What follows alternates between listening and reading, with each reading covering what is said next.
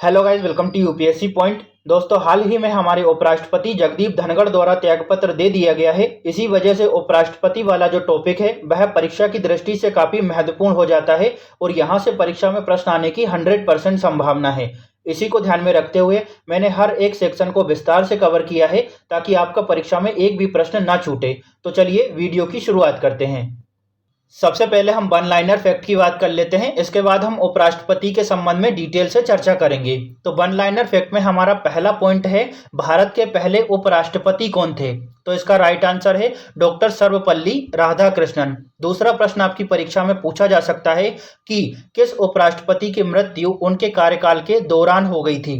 तो इसका right answer है कृष्णकांत की। दोस्तों, कृष्णकांत का कार्यकाल 1997 से लेकर 2002 तक रहा और इनकी मृत्यु इनके कार्यकाल के दौरान ही हो गई थी। अगला प्रश्न आपकी परीक्षा में पूछा जा सकता है कि सबसे लंबे समय तक उपराष्ट्रपति के पद पर कौन रहे? तो इसका राइट आंसर है हामिद अंसारी। इनका नाम अच्छे से याद रखिएगा, हामिद अंसारी अब तक उपराष्ट्रपति के पद पर सबसे लंबे समय तक रहे थे। इनका कार्यकाल 2007 से लेकर 2017 तक रहा। अगला प्रश्न आपकी परीक्षा में पूछा जा सकता है कि पहले उपराष्ट्रपति कौन थे जिन्होंने अपने पद से इस्तीफा दे दिया? तो इसका राइट आंसर है बीवी गिरी। ठीक है, और दोस्तों बीवी गिरी जो है भारत के पहले कार्यवाहक राष्ट्रपति भी बने। तो बीवी गिरी के बारे में अच्छे से याद रखिएगा कि पहले उपराष्ट्रपति थे जिन्होंने अपने पद से इस्तीफा दिया था और पहली बार कार्यवाहक राष्ट्रपति बने। इनके बारे में थोड़ा सा और जानते हैं। दोस्तों, जब राष्ट्रपति डॉक्टर जाकिर हुसैन का निधन हो गया 3 मई 1969 को, तब उपराष्ट्रपति बीवी गिरी कार्यवाहक राष्ट्रपति बने। लेकिन उन्होंने कुछ ही समय बाद राष्ट्रपति चुनाव में खड़े होने के लिए अपने पद से इस्तीफा दे दिया। इसके बाद मुख्य न्यायाधीश जस्टिस एम हिदायतुल्लाह कार्यवाहक राष्ट्रपति बने। तो हो सकता है इस तरह से भी प्रश्न पूछ लिया जाए कि पहले ऐसे मुख्य न्यायाधीश कौन थे जो कार्यवाहक राष्ट्रपति बने थे? तो एम हिदायतुल्लाह। इनका नाम भी अच्छे से याद रखना है। अब बात करते हैं जगदीप धनखड़ की, जिन्होंने हाल ही में इस्तीफा दिया है। तो यहां से किस तरह के प्रश्न बन सकते हैं? पहला प्रश्न बन सकता है कि जगदीप धनखड़ ने उपराष्ट्रपति पद से कब इस्तीफा दिया? तो इन्होंने दिया 21 जुलाई 2025 को और स्वास्थ्य कारणों की वजह से इन्होंने अपने पद से इस्तीफा दिया था। अगला प्रश्न है, त्यागपत्र किस अनुच्छेद के तहत दिया गया? तो इसका राइट आंसर है अनुच्छेद 67A के अनुसार उपराष्ट्रपति जगदीप धनखड़ ने अपना त्यागपत्र राष्ट्रपति को सौंपा है। तो आर्टिकल को अच्छे से याद रखेंगे कि उपराष्ट्रपति के त्यागपत्र के बारे में उल्लेख कौन से अनुच्छेद में किया गया है? आर्टिकल 67A में। अगला प्रश्न बन सकता है, जगदीप धनखड़ कौन से क्रम के उपराष्ट्रपति हैं जिन्होंने अपना कार्यकाल पूरा किए बिना ही इस्तीफा दे दिया है? तो दोस्तों, जगदीप धनखड़ जो है तीसरे उपराष्ट्रपति हैं जिन्होंने अपने मध्य कार्यकाल में इस्तीफा दिया है। इससे पहले बीवी गिरी ने इस्तीफा दे दिया था और इसके बाद आर वेंकट रमन ने इस्तीफा दिया था। तो जगदीप धनखड़ जो है वो तीसरे क्रम के उपराष्ट्रपति हैं जिन्होंने अपने कार्यकाल के दौरान इस्तीफा दिया। चलिए अब आगे बढ़ते हैं। अगला प्रश्न बन सकता है, जगदीप धनखड़ जो है भारत के कौन से क्रम के उपराष्ट्रपति थे? तो इसका राइट आंसर है 14वें क्रम के। अब हम उपराष्ट्रपति के संबंध में डिटेल से चर्चा करते हैं ताकि अगर यहां से प्रश्न आए तो आपका गलत ना हो। डिटेल की बात करें तो दोस्तों, संविधान के अनुच्छेद 63 से लेकर 71 तक उपराष्ट्रपति के संबंध में प्रावधान किए गए हैं। एक एक आर्टिकल को हम डिटेल से चर्चा करेंगे। सबसे पहले हम बात करते हैं आर्टिकल 63 की। दोस्तों, आर्टिकल 63 यह प्रावधान करता है कि भारत में एक उपराष्ट्रपति होगा जो राष्ट्रपति के बाद दूसरा सर्वोच्च संवैधानिक पदाधिकारी होगा। तो आर्टिकल 63 को अच्छे से याद रखेंगे, यहाँ पर उपराष्ट्रपति के संबंध में प्रावधान किया गया है। अब बात करें आर्टिकल 64 की, इसमें क्या कहा गया है? तो उपराष्ट्रपति राज्यसभा के पदेन सभापति होंगे। हो सकता है परीक्षा में पूछ लिया जाए कि उपराष्ट्रपति राज्यसभा के पदेन सभापति होते हैं, इसका उल्लेख कौन से अनुच्छेद में किया गया है? तो अनुच्छेद 64 में। अगला है दोस्तों अनुच्छेद 65। इसमें क्या कहा गया है कि यदि राष्ट्रपति की मृत्यु हो जाती है, त्यागपत्र दे देते हैं या उन्हें पद से हटाया जाता है तो उपराष्ट्रपति राष्ट्रपति के रूप में कार्य करेंगे। ठीक है, तो इसको अच्छे से याद रखेंगे कि उपराष्ट्रपति राष्ट्रपति के रूप में कार्य करेंगे। इसका उल्लेख कौन से आर्टिकल में किया गया है? आर्टिकल 65 में। चलिए अब आगे बढ़ें। अगला आर्टिकल है आर्टिकल 66। ये काफ़ी इंपॉर्टेंट है तो इसको बहुत ही अच्छे से सुनना है। अनुच्छेद 66 यानी 66 में उपराष्ट्रपति के निर्वाचन के संबंध में प्रावधान किए गए हैं। अब इसका निर्वाचन कैसे होता है इसको अच्छे से देखते हैं, क्योंकि हाल ही में जगदीप धनखड़ ने इस्तीफा दिया है तो निर्वाचन होगा ही होगा। तो यहां से प्रश्न आ सकता है कि भैया कौन से आर्टिकल में निर्वाचन के संबंध में प्रावधान है, कौन कौन भाग लेता है, योग्यता क्या है, तो ये सभी प्रश्न इंपॉर्टेंट हो जाते हैं। तो दोस्तों, उपराष्ट्रपति का चुनाव एक निर्वाचक मंडल द्वारा किया जाता है। संसद के दोनों सदनों के सभी सदस्य उपराष्ट्रपति के निर्वाचन में हिस्सा लेते हैं। सभी सदस्य यानी निर्वाचित भी और मनोनीत भी, जबकि राष्ट्रपति के निर्वाचन में केवल निर्वाचित सदस्य ही भाग लेते हैं। तो अच्छे से याद रखिएगा कि उपराष्ट्रपति के निर्वाचन में दोनों सदनों के सभी सदस्य भाग लेते हैं। और चुनाव कैसे होता है, तो चुनाव अनुपातिक प्रतिनिधित्व पद्धति के अनुसार एकल संक्रमणीय मत द्वारा गुप्त मतदान के माध्यम से होता है। अब पात्रता क्या क्या है ये सब आर्टिकल 66 में कहा गया है, तो इसको भी याद रखेंगे। पात्रता यानी योग्यता की बात करें तो उपराष्ट्रपति बनने के लिए व्यक्ति को भारत का नागरिक होना चाहिए, कम से कम 35 वर्ष की आयु होनी चाहिए, ठीक है।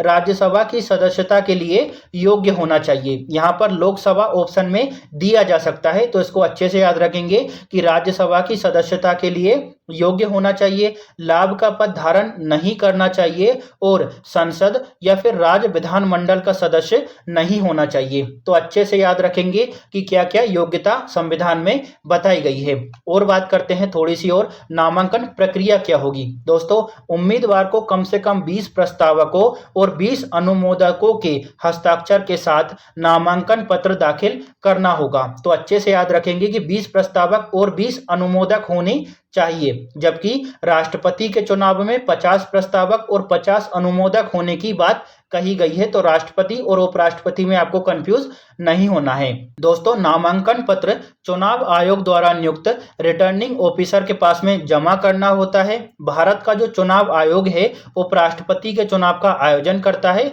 और उसका संचालन करता है, ठीक है। और 15,000 रुपए की जो राशि है वो जमा करनी पड़ती है, तो इसको भी अच्छे से याद रखना है। अब बात करते हैं कि उपराष्ट्रपति का कार्यकाल क्या होता है, इस्तीफे का उल्लेख किस अनुच्छेद में है, ठीक है। तो इनके बारे में चर्चा करते हैं। अवधि की बात करें कार्यकाल की दोस्तों, तो उपराष्ट्रपति का कार्यकाल 5 वर्ष का होता है। इसका उल्लेख किया गया है आर्टिकल 67 में। तो इसको अच्छे से याद रखेंगे कि आर्टिकल 67 में उपराष्ट्रपति के कार्यकाल की बात कही गई है। अब बात करते हैं इस्तीफे की, जो कि काफी इंपॉर्टेंट है क्योंकि इस्तीफा दिया गया है। दोस्तों, आर्टिकल 67A के तहत उपराष्ट्रपति कभी भी राष्ट्रपति को लिखित पत्र देकर इस्तीफा दे सकते हैं। तो इसी अनुच्छेद का प्रयोग किया गया है हाल ही में जगदीप धनखड़ द्वारा। चलिए अब आगे बढ़ते हैं दोस्तों। अब बात करते हैं रिक्ति की। तो कार्यकाल पूरा होने, इस्तीफा, मृत्यु, अयोग्यता या फिर हटाए जाने पर पद रिक्त हो सकता है और ऐसी स्थिति में यथाशीघ्र चुनाव कराया जाना चाहिए। और इसका उल्लेख किया गया है आर्टिकल 68 में, ठीक है। मतलब अगर उपराष्ट्रपति का जो पद है वो खाली हो जाता है तो यथाशीघ्र चुनाव कराया जाना चुनाव आयोग की जिम्मेदारी होगी। इसका उल्लेख किया गया है आर्टिकल 68 में। बात करें शपथ की, तो शपथ का उल्लेख किया गया है आर्टिकल 69 यानी 69 में। उपराष्ट्रपति अनुच्छेद 69 के तहत शपथ ग्रहण करते हैं, जो राष्ट्रपति या फिर राष्ट्रपति द्वारा नियुक्त किसी व्यक्ति द्वारा दिलाई जाती है। देखिए, अच्छे से याद रखेंगे कि उपराष्ट्रपति के पद के संबंध में प्रावधान अनुच्छेद 63 से लेकर 71 तक किए गए हैं। तो यहाँ पर हम अनुच्छेद 69 को पढ़ रहे हैं। अब बात करते हैं अनुच्छेद 70 की। दोस्तों, अनुच्छेद 70 के अनुसार संसद जो है राष्ट्रपति के कार्यों के निर्वहन के लिए कानून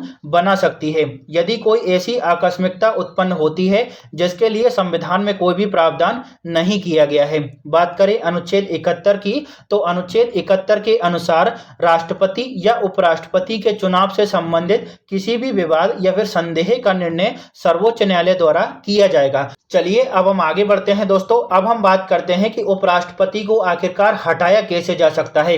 देखिए, इस्तीफे का उल्लेख किया गया है आर्टिकल 67A में, जिसका प्रयोग हाल ही में जगदीप धनखड़ ने किया। है ना, आर्टिकल 67A के तहत इस्तीफे का उल्लेख किया गया है, जबकि आर्टिकल 67B में क्या कहा गया है कि संसद उपराष्ट्रपति को किस प्रकार हटा सकती है। तो हटाने का प्रावधान आर्टिकल 67B में है और इस्तीफे का प्रावधान आर्टिकल 67A में है, तो कंफ्यूज नहीं होना है। दोस्तों, अनुच्छेद 67B के अनुसार उपराष्ट्रपति को पद से हटाया जा सकता है यदि राज्यसभा के सभी तात्कालिक सदस्य प्रभावी बहुमत से प्रस्ताव पारित करते हैं। अब प्रभावी बहुमत क्या होता है? तो दोस्तों, सदन में रिक्तियों को घटाने के बाद में जो बहुमत प्राप्त होता है ना, उसको प्रभावी बहुमत कहते हैं। रिक्तियां कैसे हो सकती है कि भैया किसी सांसद ने इस्तीफा दे दिया, किसी की मृत्यु हो गई, कोई आया ही नहीं, तो रिक्तियां हो गई, ठीक है, खाली जगह हो गई, तो रिक्तियों को घटाने के बाद में जो बहुमत प्राप्त होता है उसको प्रभावी बहुमत कहते हैं।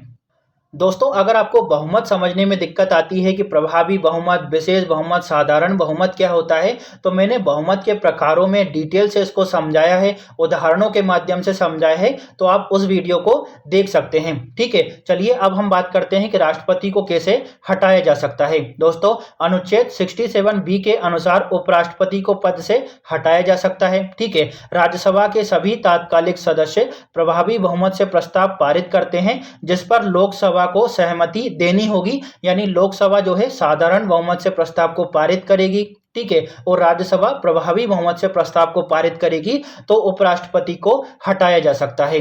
ठीक है, प्रस्ताव लाने से पहले कम से कम 14 दिनों का नोटिस देना होगा उपराष्ट्रपति को, तो ये भी आपको याद रखना है। अब हम बात करें कि उपराष्ट्रपति की शक्तियां क्या होती है। तो दोस्तों, यदि कोरम पूरा ना हो तो राज्यसभा का जो सभापति होता है सदन की कार्यवाही को स्थगित कर सकता है या उसकी बैठक स्थगित कर सकता है, तो ये उपराष्ट्रपति की शक्तियां होती है।